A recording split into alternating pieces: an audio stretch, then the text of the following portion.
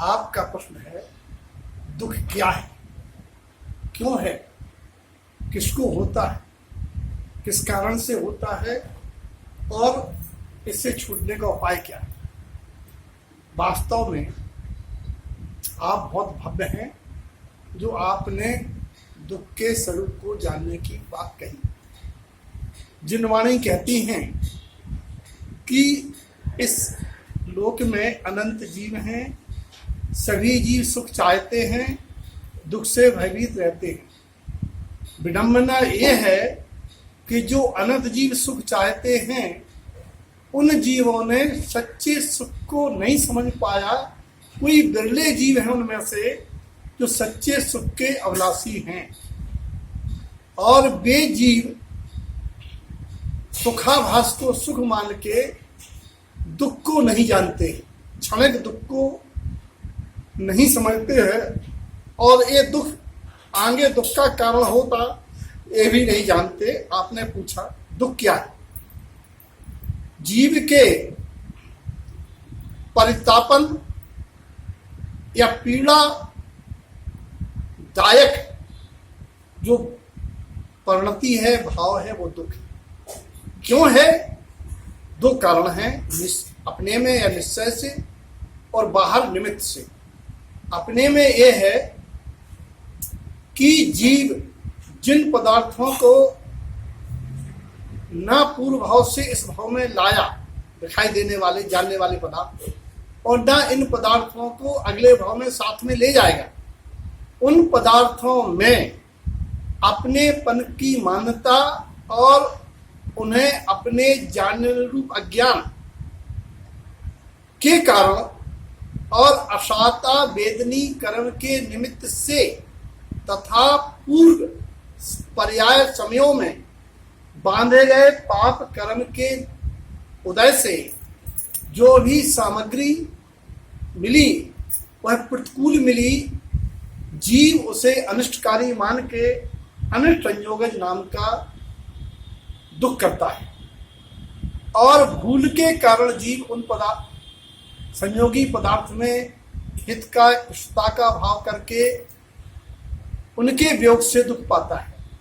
शरीर में स्वाभाविक रूप से उत्पन्न होने वाली पर्यायी प्रलंबन के निमित्त से उत्पन्न हुए रोगों में दुखी होता है, या नाना प्रकार के पदार्थों की इच्छा के कारण उनको प्राप्त करने का निदान बांध के दुखी होता है।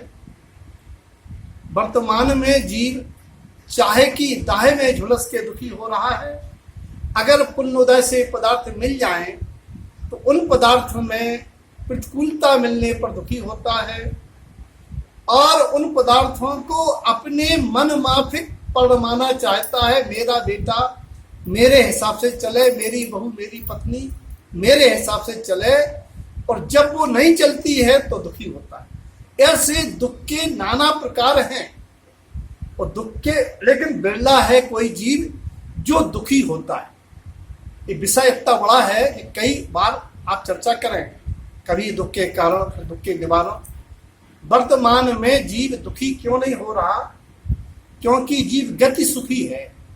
राजा अरविंद ने एक कथानक के माध्यम से, राजा अरविंद को एक अवधज्ञानी मुनिराज से पूछा, महाराज मेरा अगला भाव क्या है? उन्होंने कहा, राजन आप पाप उदय से आपने त्रियच गति का बंध कर रखा, नीच गोत्र का, जिस कारण आपको मल का कीड़ा बनना पड़ेगा, और वो भी चमकदार। बोले महाराज उसके बाद? बोले उस भाव के बाद आप पुनः राजा बनेंगे। सुन के आए, बोले बेटा मेरी एक अंतिम इच्छा है, मैं मर के कीड़ा बनूंगा और तुम उस कीड़े को मार देना, बस ये हमारी इच्छा पूर्ति कर देना। बोले ठीक। कुछ दिन बाद राजा का निधन हुआ। मुनिराज के बताए अनुसार अवधज्ञानी मुनिराज थे, वह कीड़ा बना, और बेटा ने सोचा पिता की आज्ञा अंतिम इच्छा पूरी करूं। मारने के लिए घर के पीछे उस समय झाड़ू शौचालय चलते थे, तो वहां पहुंचा, वो कीड़ा निकला, ये मारने को उद्यत हुए, अंदर मल में घुस गया, बहुत देर खड़ा रहा, फिर बाहर निकला, फिर मारने को उद्यत हुए, फिर घुस गया। बोले देखो भाई पिताजी, आपने कहा था सो हम आए, अगर आपको मरना हो तो बाहर आ जाओ, और नहीं मरना चाहते तो हमसे काय को कहा था, काय को परेशान कर रहे हो। बोले जा जा, काय का बेटा और काय का पिता, मेरा घर परिवार है, मैं आनंद में हूं, जहां हूं सुखी हूं। ये है जीव की गत सुखी होने की बात। एक बार पूछा हुआ गुरुदेव और ज्ञानी आचार्य श्री जिनतारण स्वामी जी से कि महाराज इस जीव की रुचि पर पदार्थ में क्यों जा रही है, ये दुख को क्यों नहीं समझ पा रहा। तो गुरुदेव कह रहे हैं 24 ग्रंथ में, विप्रियो मिथ्या प्रियो, इस जीव ने मिथ्यात्व के उदयवश झूठे पदार्थों में अपनी प्रियता, इष्टता, कल्याण की मान्यता बना के उनमें रुचि बना रखी है। यही अनादि विपरीत अभिनिवेश अतत्व सिद्धांतवश जीव यथार्थता से वाकिफ नहीं है, इसीलिए उसकी उनमें रुचि है और उनको अपने हिसाब से प्रणमाने का दुख करता है। अब आगामी समय में आपके साथ चर्चा करेंगे कि आचार्य जिनतारण स्वामी सहित अनेक आचार्यों ने, कवियों ने प्रसंगानुसार किस किस प्रकार से दुखों के उत्पत्ति के कारण और उन दुखों के निवारण के कारण, इस जानने के लिए कि हम कैसे उन दुखों के बीजारोपण से बचें, इस भावना के साथ जय पाओ।